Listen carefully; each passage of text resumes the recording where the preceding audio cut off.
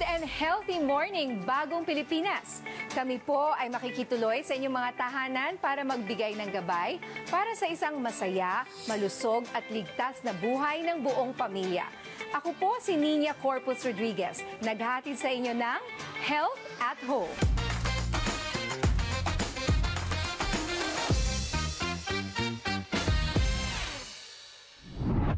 Ngayong araw kasama si Doc, tatalakayin natin ang heat stroke, sintomas, paano ito maiiwasan at syempre malulunasan. Para cool ka lang this summer, may ihahanda kaming healthy food and drink for the family. Galaw-galaw para di ma-stroke. Mga simpleng home exercises, i-flex na yan. Dahil part sila ng ating happy family, may tender loving pet care sa ating mga fur babies. At ang perfect for your Instagram feed na family hangout na pasado sa Vibe Check.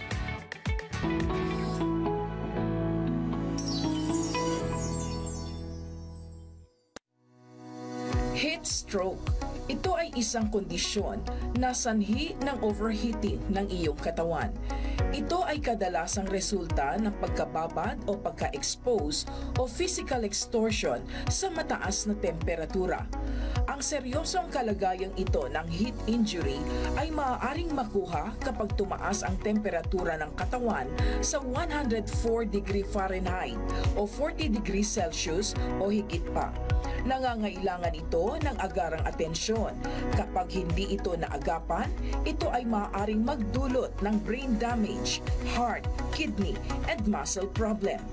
Ang malusog na pagtalakay sa sakit na heat stroke ang ating lifeline. Kasama natin ngayon para pag-usapan ang heat stroke si Dr. Christopher Oliver Nazal. Siya po ay isang cardiologist mula sa The Medical City. Good and healthy morning, Doc Chris. Good morning din, Nina. Thank you for joining us. Ngayon, mainit po na pinag-uusapan itong heat stroke at merong isa pa pala, heat exhaustion dahil nga sa sobrang init po ng panahon. Can you explain to us po, ano ang kaibahan ng heat stroke sa heat exhaustion? Okay, ang heat stroke kasi tsaka heat exhaustion, they belong to a group of conditions called yung mga heat-related illnesses. No? Pag sinabi natin heat exhaustion, yun yung hirap na yung body ng tao, yung katawan, to cope up with the heat. Kaya pawis siya na pawis, sumasakit na ulo niya, sometimes he's very thirsty, nagiging dizzy, ganyan. Nahihilo, pagod na pagod ang pakiramdam, no? Ganun. Pero, kumbaga ba, madali pa rin siyang i-reverse. No? Pag sinabi nating heat stroke, yun yung most serious type of heat-related illness. Kasi pag sinabi nating nag-heat stroke na yung tao, yung capacity ng body or yung ability ng body to control temperature, bumigay na. No? So that's why yung tao, pag nagkaroon ng heat stroke, painit siya ng painit physically, pero hindi siya pinagpapawisan. And then, nagkakaroon na rin ng disturbances, no? Yung neurologic disturbances ang sinasabi. Pwedeng mawala na siya ng consciousness or disoriented na siya, no? Hindi na niya nakikilala yung mga nasa paligid, hindi na siya nakaka-respond properly. Sometimes they faint, no? And sometimes they lose consciousness altogether. Okay, pag sinabi pong heat stroke, kasi there's the word stroke, no? Baka ma-confuse nila ito doon sa stroke na may kinalaman sa brain or minsan akala nila heart. So ano po ba ang, konektado po ba ito? Well, in the sense na pareho silang merong neurologic component o may brain component. Pareho sila. Pero pag sinabi natin yung standard na stroke, no? Yung na-stroke si ganito. Okay? Ang ibig sabihin nun, yung blood supply sa brain ang na-compromise. Pwedeng may bumarang ugat or pwedeng may pumutok na ugat, kaya siya na-stroke. Okay? Pero pag heat stroke, because of the intense heat, tapos hindi na makapag-cope up yung body, nagkaroon na siya ng, well, besides the physical, ng mga disturbances na nangyayari, no? It could damage your kidneys, your lungs, your heart. No? Nagkaroon na din siya ng tinatawag nga nating mga cognitive and neurologic impairments. So iba po yun? Yes. It's not connected? It's not connected, yes. So iba yung stroke na sinasabi nila doon sa heat stroke. Sa akala nila baka na-atake sa puso. Can that lead to atake sa puso? Ang heat stroke kasi is, kumbaga ba, nagbibigay siya ng immense stress sa katawan natin. So kung yung tao, let's say for example, yung profile niya, no? Meron siyang bara sa puso, na dati nang nandun, pwede sabihin natin may high risk high blood, meron siyang diabetes. It's possible na because ma-overload yung stress ng puso, pwede siyang atakihin ng puso dun sa moment na nagkaroon din siya ng heat stroke. Oo, It's pero possible. actually, technically, magkaiba yun. Magkaiba sila, yes. Okay. Ngayon, yung pong heat exhaustion that you described earlier, minsan kasi baka maramdaman yan ng ating mga ordinaryong mamamayan, lalo na pagka ikaw ay nagtatrabaho sa labas, yung mga drivers, construction workers, baka maramdaman po nila ito. Can that heat exhaustion, yung mga symptoms or symptoms that you mentioned, can that lead to heat stroke eventually? Heat exhaustion can lead to heat stroke pag hindi siya na-treat properly. Ngayon, pag naramdaman nila yung heat exhaustion na yan, kasi ang magandang balita ay pwede naman itong ma-reverse. Yes. What's the first thing that they should do? Okay, no, usually yung tao, conscious pa yan. No, gising pa siya, nakakapag-respond pa siya properly. Pagkatapos, ang mapapansin ng mga tao, yun nga, init na init siya and pawis siya na pawis. No? So, first things first, ilayo muna natin siya dun sa mainit na environment. Kung nakabilad sa araw, ipasok natin sa shade. You know? Pagkatapos, cool off the person as much as we can. Paypayan natin, pwede natin bigyan ng water mist, no, na mayroong may paypay na gano'n. No? Pwedeng buhusan ng ice, gano'n? Well, hindi Minsan pa may kaagad. nakikita Pag ako. sa heat exhaustion pa lang, wag muna. Hindi mo kailangan buhusan ng malamig na tubig. Hindi pa. Pag heat exhaustion, ha? Okay. Pag heat stroke, mamaya pwede yun. Okay. Pero we're talking about heat exhaustion. So, put the person in the shade, no? Yes. Remove yung mga unnecessary clothing, baka naman patong-patong yung suot niya, no? Pagkatapos, dahil nga gising pa siya, pwede mo siya painumin ng malalamig na drinks. Yes. No?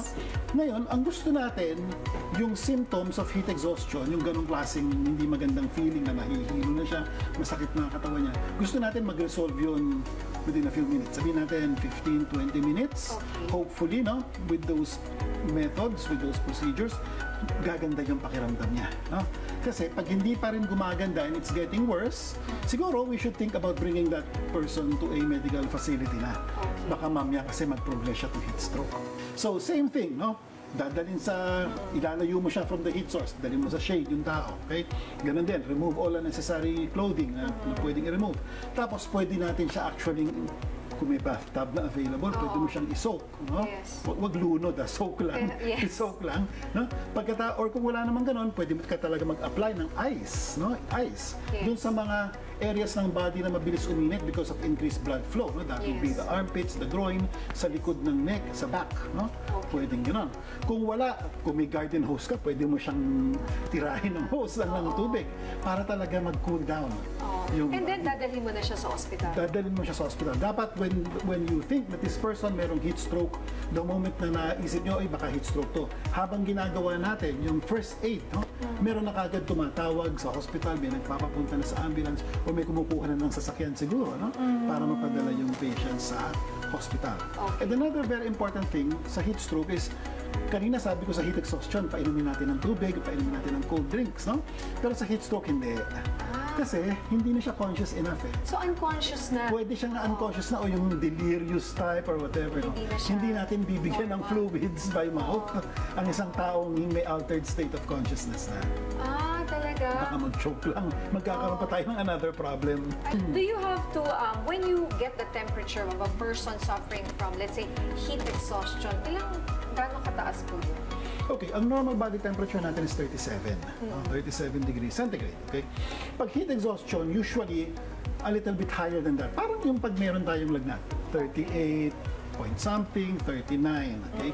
Pero usually when the core temperature reaches 40 or higher because of exposure to heat, hindi dahil sa nagkaroon siya ng fever or infection, yun pwede na matrigger ang heat stroke. No?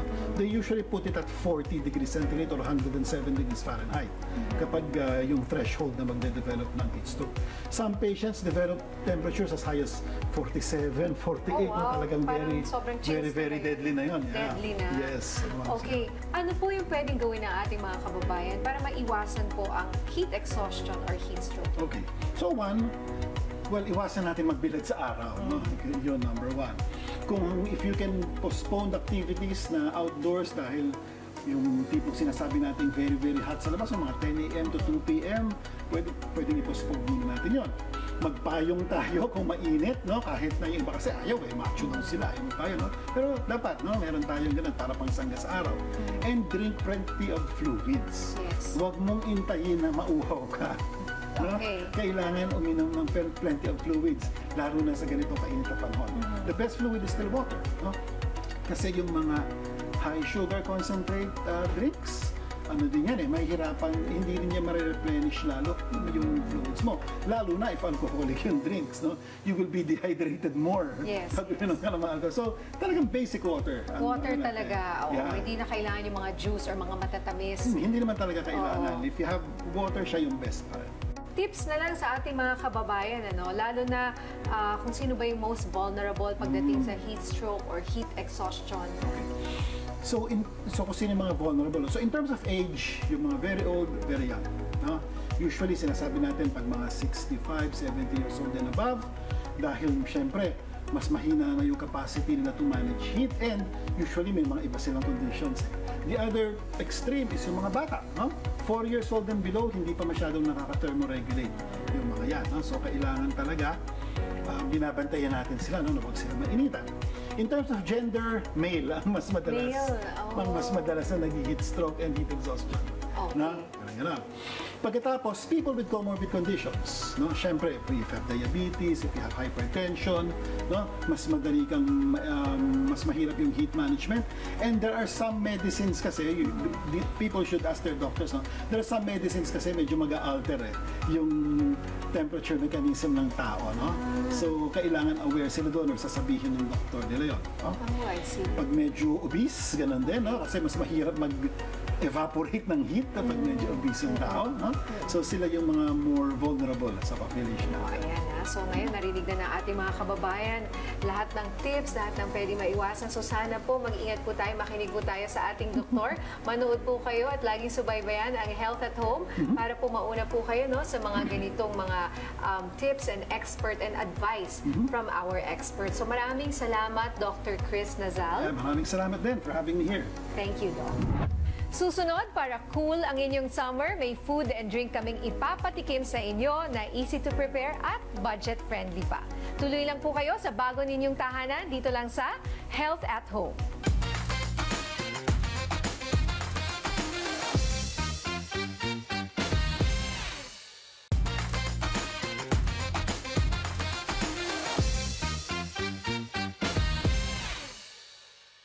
Maraming salamat sa inyong patuloy na pagtutok dito sa inyong Health at Home. At dahil dyan, meron kaming inihandang masarap, very refreshing at healthy food and drink for the family.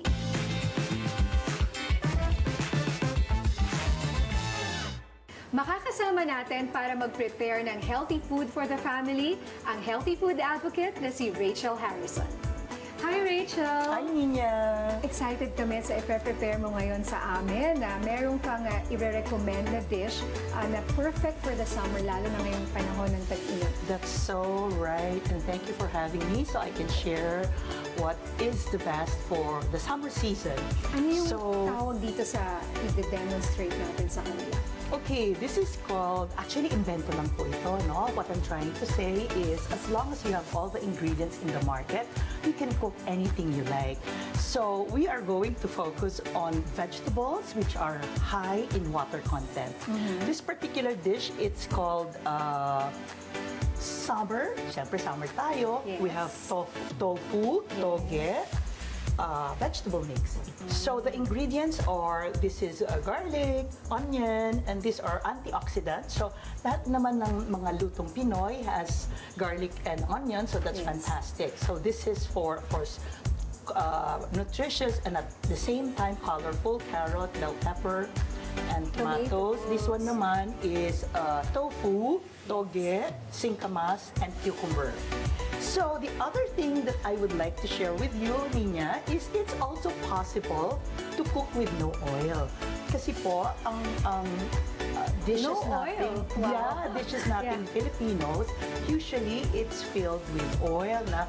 I just want to share that it's also possible to cook with no oil. So let's start with garlic. Okay. Lagyan natin ng garlic, lagyan natin ng onion, tomatoes. Yan. Carrots naman, hindi mo naman talaga kailangan lutuin to, di ba? Bell pepper. Bell pepper. So ito na siya, ilalagay lang natin na ganyan. Toge. Okay. That's a toge, no? That's toge. You just put cucumber. Kinakain na namin yung ginagawa. Correct. Okay. Cucumber. Halo-halo lang lahat. Halo-halo lang. Yung tofu na to is free-nai, also no oil, and then you just chopped it. So we can put it there. So niluto muna yung tofu, binrown mo muna yung tofu. Ginawa ko na lang. If you like. That's Okay. optional, okay? Very refreshing, ha? Pati yung Diba? itsura, yung So colors, anyways, exactly, right? the colors. And because it's just salt and pepper, lalabas yung mga lasa ng mga gulay na hindi namas. Kasi minsan, the more whatever, powdered Yeah. thing that you do, hindi mo na malasahan yung gulay. Ayan Yeah, na, that's our it. summer vegetable That's dish. your Tama ba? summer vegetable dish. Yeah. You can eat it with just a little bit of rice. Kung maaari, white rice mixed with the Yes. brown rice. And you can just eat it as it is. As it is, di ba? Yung mga ibang nagno-no rice dyan, pwede. Now it's Okay, time let's to try. try. Tikiman. Yeah, oh, Right? yes. If you want some more Mainit salt, it's just here. Siyempre, ito yung favorite part ko. We have to taste. Healthy taste.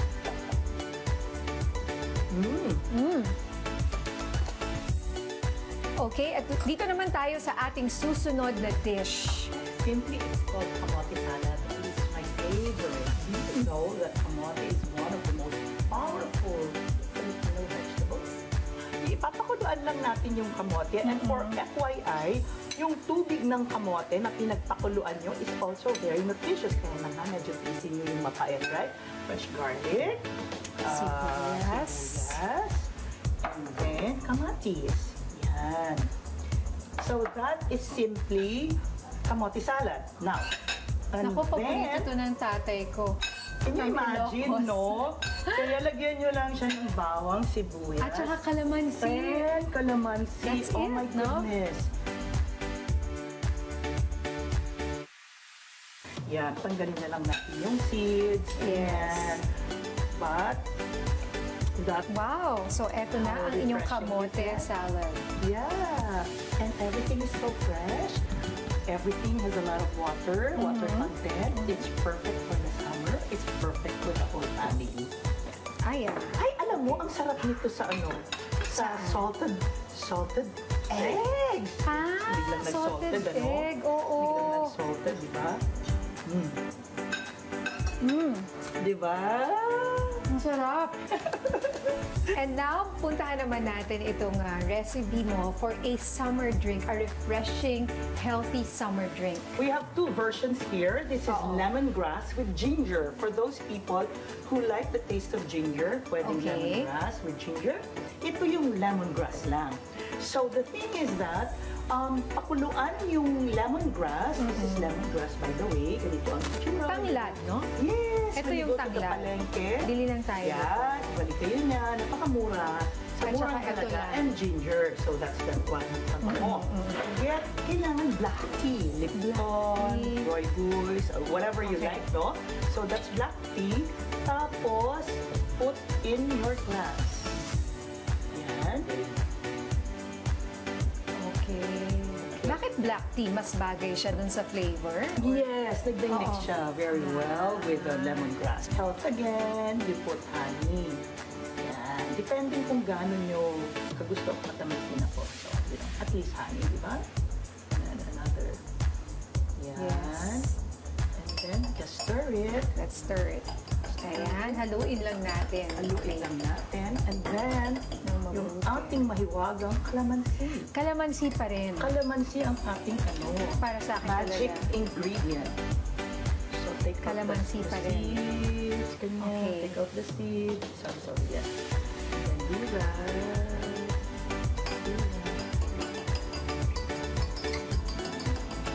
This is lemongrass, just plain, walang Just plain, ginger. walang ginger. And then the black tea at saka yung kalamansi.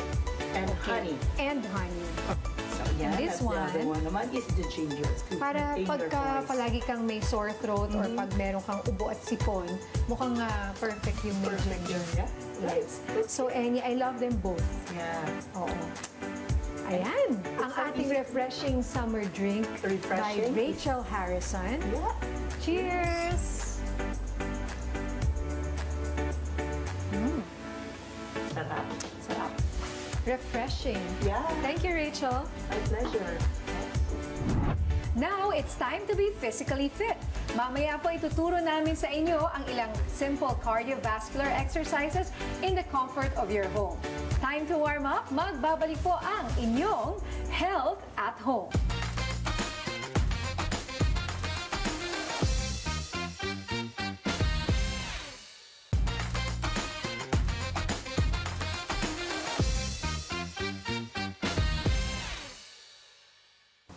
Are you ready to get sweaty? Ituturo naman namin sa inyo ngayon ang mga simple exercises na pwedeng-pwede niyong gawin sa inyong mga bahay. Kasama natin ngayon ang ating dalawang eksperto, Coach Paul Chavez. Hi, Hello. Coach! Hello, Miss Nina. Good morning. At kasama rin po natin ang napakagandang si Miss Sherry Lilin. Hi, Coach! Hello, good morning, Miss Nina. Good morning, Coach Paul.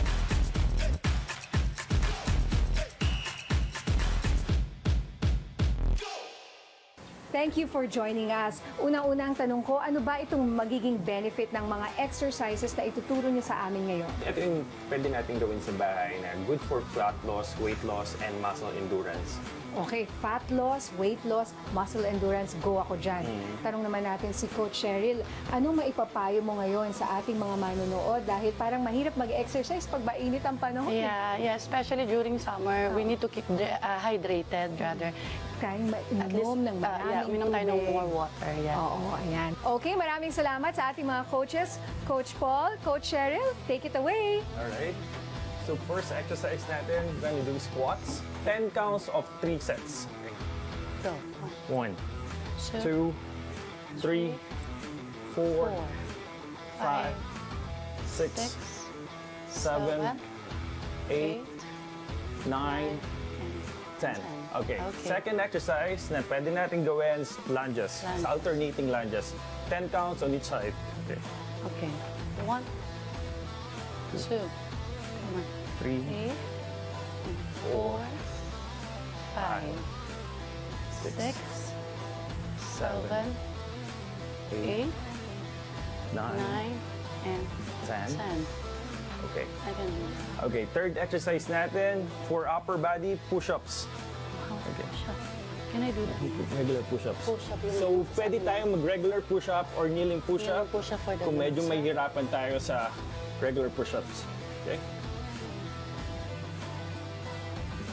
So, this is for 10 repetitions of 3 sets. Okay.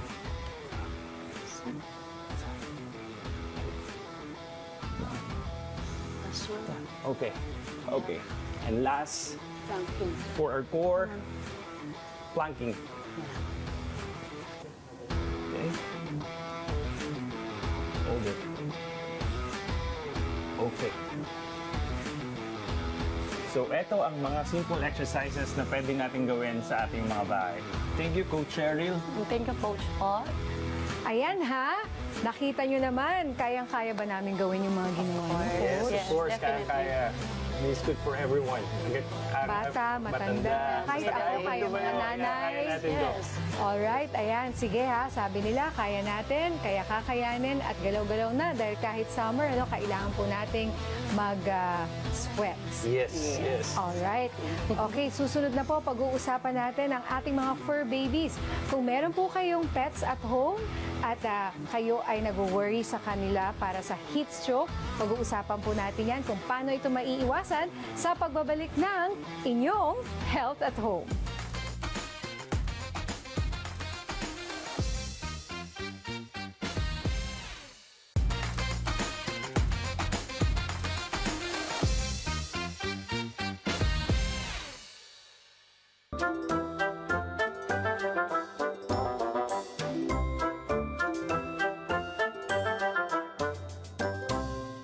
Ang ating mga fur babies pwede ring tamaan ng heat stroke.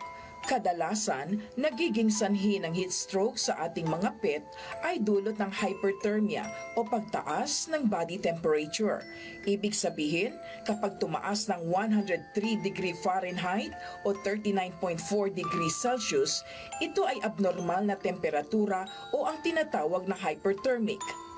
Pero kapag umabot na sa 106 degree Fahrenheit nang walang anumang previous signs ng sakit at kadalasan nagkaroon ng exposure sa matinding init dulot ng kapaligiran, ito ay nauuwi sa tinatawag na heat stroke. Mapanganib ang kondisyong ito na kung di agad malalapatan ng lunas, maaring mauwi sa multiple organ failure kapag tumaas pa ang temperatura ng hanggang 107 to 109 degree Fahrenheit. Ang masaklap, maaari itong mauwi sa pagkasawi kapag di maagapan. Let's beat the heat stroke. Yan at iba pang usapin sa Power Pause. Para tulungan tayong maunawaan kung papaano natin aalagaan ang ating mga fur babies ngayong summer dahil pati sila ay prone sa heat stroke, kasama po natin ngayon ang isa sa mga senior veterinarians ng Philippine Animal and Medical Center, Dr. Charlene Yao. Good morning, Dr. Charlene. Good morning, Miss Tina. Okay, so yun pala, no? Ang para po sa mga pet owners na nanonood sa atin ngayon, pati pala ang ating mga fur babies ay prone din sa heat stroke ngayong tag-init. Yes po, ma'am. Super prone po sila, no? Sa heat stroke. Yes. Okay. So, can you explain kung ano yung difference siguro ng heat stroke sa animals and sa humans or parang pareho lang ba ito? Regarding sa human side, hindi na pa tayo sure doon. Pero pagdating sa animal side, ang kailangan is dapat aware pa tayo mga owners sa mga initial signs po ng heat stroke sa mga patients natin or mga alaga po natin sa bahay. So, number one, tututukan natin, dapat madidifferentiate natin yung normal na panting nila versus yung panting nila na medyo parang iba na to sa usual niya. Yung sobrang bilis na po ng paghinga nila. Tapos yung mapapansin mo, naglalaway na po yung mga patients at saka mga alaga natin sa bahay. Tapos mapapansin mo yung katawan. Pag ginawa ka no, mainit na din talaga siya. Tapos nagkakaroon na din po ng signs na hinahihirapan po siyang huminga. Yung mga ganon, initial signs po yan. Okay, so ito yung mga sintomas na paari natin ma-observe sa ating mga fur babies. Pag nangyari ito, anong gagawin ng may-ari? Kailangan ng agad na itakbo sa animal centers, Actually, hospital? para maagapan po natin siya, dapat meron tayo agad naka-ready na fan. Kunyari sa bahay mo siya na-experience or nangyari, magbukas ka agad ng electric fan. Damihan mo na or kung may aircon, tapat mo na siya agad sa aircon. So yan po yung number one emergency. Kasi minsan kapag early pa lang na, papansin mo na siya, hindi na siya aabot dun sa malalang side effects po ng heat stroke. Okay. Ganun po. Tapos provide water kapag medyo calm na po yung alaga natin sa bahay.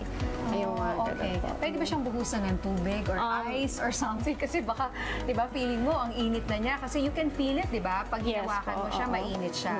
So, hindi po natin ina-advise na magbubuhos tayo ng water or ice. Pero kung gusto po, pwede natin sprayhan po ng mga cold water sa kilikili at saka sa singit-singitan saka sa paa po.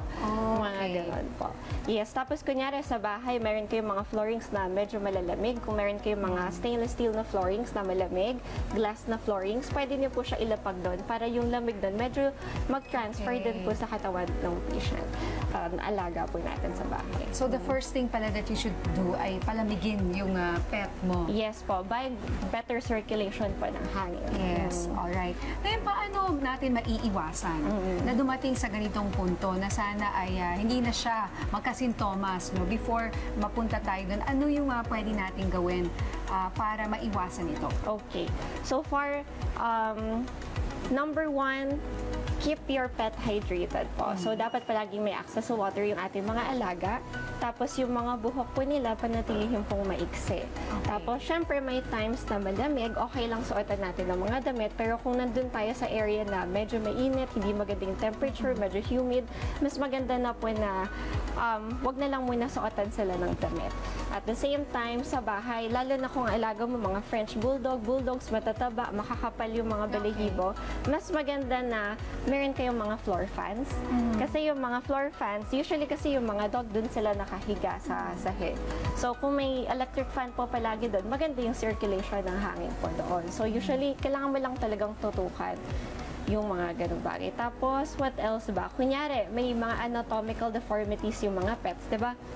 French Bulldog, isa sa mga common problems nila, yung butas ng ilong nila dapat bilog yung butas ng ilong nila. Pero may ibang pets na parang crescent moon shape na lang. Okay. So, parang may iba pa nga parang slit na lang. Pag ganon, mas maganda kung kaya i-correct by corrective surgery, yung mga ganon. Para mas makahinga sila ng mabuti. Yes po. I see.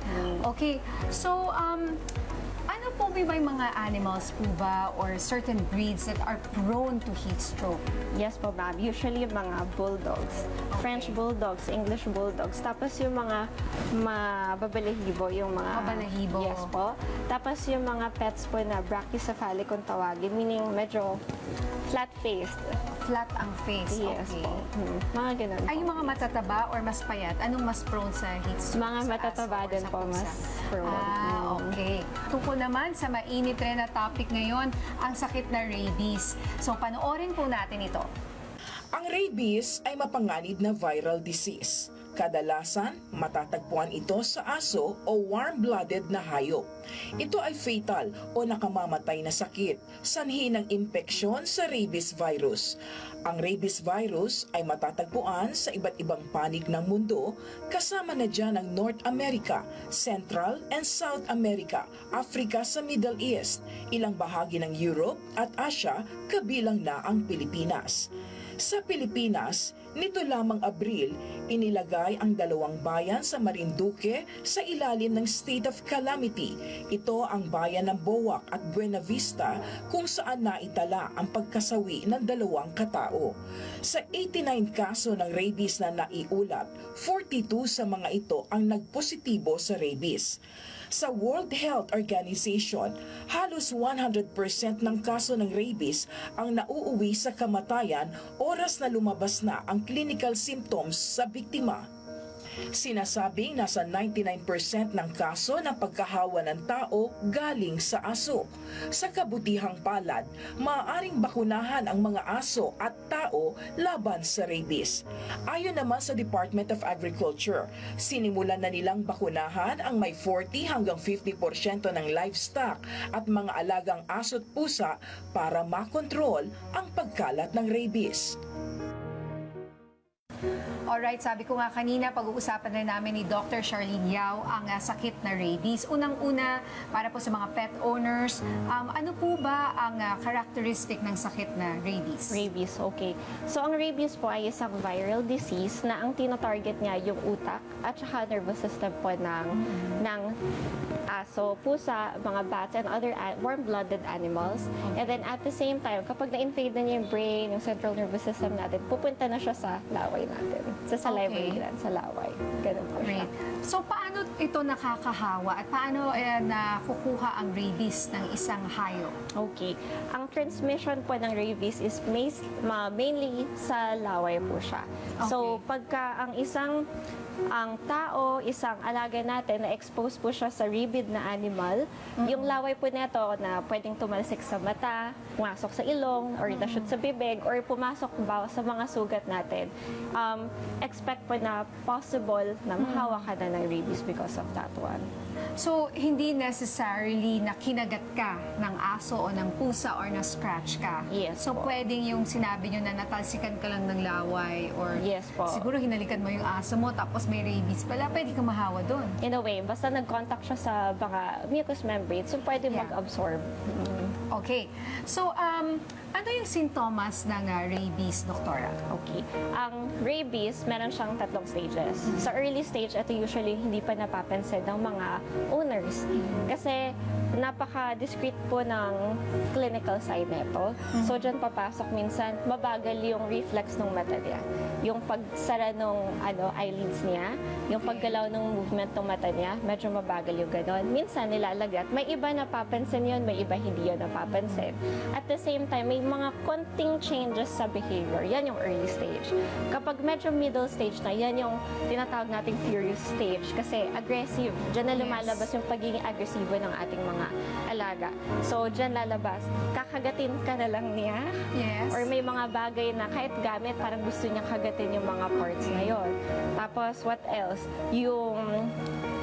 natatakot na siya sa tubig, sa liwanag, mga ganong parts. So, minsan may mga abnormal sexual behaviors, ganon po. Okay, so ano yung last stage? Last stage, para siyang dumb face yung tawag doon. Kasi in a way, napaparalyze na po siya. Hindi na niya masyado makontrol din yung movements niya until makoma siya and mamatay. So that's how you eventually parang die from rabies. Ang ending mo mapaparalyze ka, comatose, and wala na, no? Pag rabies ang pinag-uusapan, wala itong cure eh. Yes po, Doktor. wala pong cure yung rabies. Unfortunately, actually, kapag ang isang dog na confirm po na rabies based on sa symptoms po niya, Yes. automatic for euthanasia na siya or mercy killing. Oo. Pero kung ang isang tao ay nakagat ng isang aso o pusa na may rabies, ano yung pwedeng gawin ng tao na yon? Meron pa siyang time ba na hindi kumalat yung rabies sa katawan niya and not end up comatose, paralyzed, or Usually may mga post-exposure rabies shots, yung mga Okay. ganun. So, pwede po yun. So, punta po sila sa mga hospitals na nagpo-provide po ng ganong services. Then, sundin na lang po yung treatment plan and advice po ng doctor. Yun yung maraming injection, no? Yes Doktor? po. Pero kailangan gawin. Sinong advice mo? So, basta ba nakagat ka ng aso? Paano kung sarili mong aso at kilala mo naman siya at siya ay, alam mo namang meron siyang rabies shot, no? Do you still need to do this? Important is, alamin mo muna, yung alaga ko ba meron ba siyang rabies shot? Oo. So, kung updated naman yung rabies niya every year, tapos hindi man na siya exposed sa outside, at least observe mo for 14 days. So, observe din, sa time na kinagat ka, mukha ba siyang healthy na Yeah. animal? Okay. Kung okay naman siya, healthy siya at that time, at least within the 14 days tas walang symptom, pwedeng, hindi. Pwedeng walang shot at that time. Pero kunyari, by the time na kinagat ka, nagpakita ito ng mga senyales na parang hindi masyado healthy or nagka-exposure siya sa mga other rabid animals, mas maganda magpa-shot ka na po talaga agad ng post-exposure Oo. rabies shot. Oh yeah, kasi kailangan kilala mo, kung alam mo naman yung pet mo ay may anti-rabies shot, then you know na wala siyang rabies. No? At sabi mo nga hindi siya nagpakita ng mga ganong sintomas. And wala rin, naisip ko na kahit na may shot ka lang 100%. Yes po. Kaya yung iba, ang best pa rin talaga is pwede ka magpa-shot na kung gusto mo. Kasi syempre, what if biglang meron? Paano kung biglang meron? So, ano Oo. yung first aid na gagawin na nakagat ka ng aso, kasama na rin ba dyan yung anti-tetanus shots, etc.? Usually kasama na po talaga sila. Oo. Tapos, number one, first aid. Wash mo siya with clean running water and soak mo Okay. siya agad. Tapos squeeze out mo din yung blood niya. Ayun. Yun ang unang-una mong Oo. gagawin. And then, punta ka na sa Hospital. doktor. Yes po. Okay, so siguro paalala na lang po sa ating mga pet owners, sa mga tao na mahilig lumabas, kasi baka ang nakakatakot kung hindi mo aso tapos nakagat ka. Yes. Pag ganun, mas magandang magpa-shot ka na lang. Oo. So, pag ganyan, di mo alam kung saan galing, tapos nawala na. Wala ka ng time to observe your pet, di ba? Kung hindi sa'yo. So, alright, siguro tips na lang po bago tayo magpaalam sa ating mga pet owners para makaiwas sa rabies. Okay. So, pagka 3 months po ng mga puppies natin, make sure po na meron siyang anti-rabies shot. Kasi at least, protection mo yon as owner ng pet Yes. mo, yung family members mo, and other people din. And siya din mismo. So, kung may naka-encounter siyang ibang aso na hindi okay, parang Yeah. may rabies, at least may protection po siya. Yun po. So, talagang Once lang talaga. ba yun? Or ano siya? Ang rabies shot, ilang beses po? Every year po siya yung update. Parang flu shot, ano? So, every year kailangan Every i-update year. mo. Alright. So, okay. Maraming salamat, Dr. Yes po. Charlene. Thank you din po. Susunod naman, naghahanap ka ba ng lugar na best for family bonding? Worry no more dahil may ganyang lugar dito lang sa Makati. Susunod na yan sa ating Health at Home.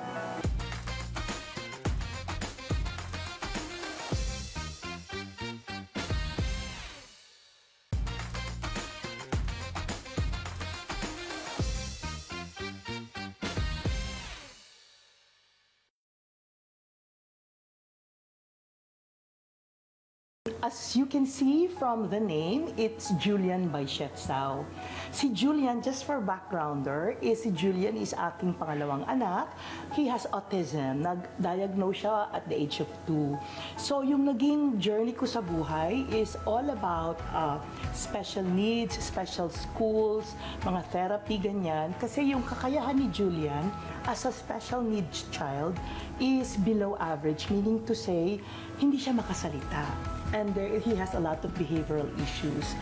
This is where I got the idea that maybe it's a good concept to give them a place where they can work. But you know, when you are doing something that is so close to your heart, and this is to continue the advocacy of giving skills and eventually employment to people with disabilities, we reopened Julian by Chef Sao.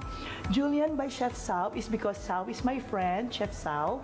So he also likes what I'm doing. So this is his way to give back to the society by eventually training them also how to make bread. This is how we are going to collaborate. So ito yung nag-umpisa ng idea that as a business, we are a social enterprise. So, tinutulungan namin the sector in the society na PWD who needs to have skills and employment. And ito yung aming pamamaraan. It's for awareness. Maganda yung aming area, maganda yung aming concept, maganda yung aming lugar, masarap yung food. Hi, I'm Chef Sao. Welcome to Julian by Chef Sao de Rosario. Well, I thought about this concept. Napag-isipan namin ni Rachel kung anong pwede namin lagay dito. Ano? So, basically, we are collaborating in this project. Gusto namin bigyan ng emphasis ang advocacy ni Rachel, which is, of course, Julian, yung anak ni Rachel ay special, no? May autism. And, you know, amazing kid because ang dami niyang talent. One of them is really painting. He does gardening.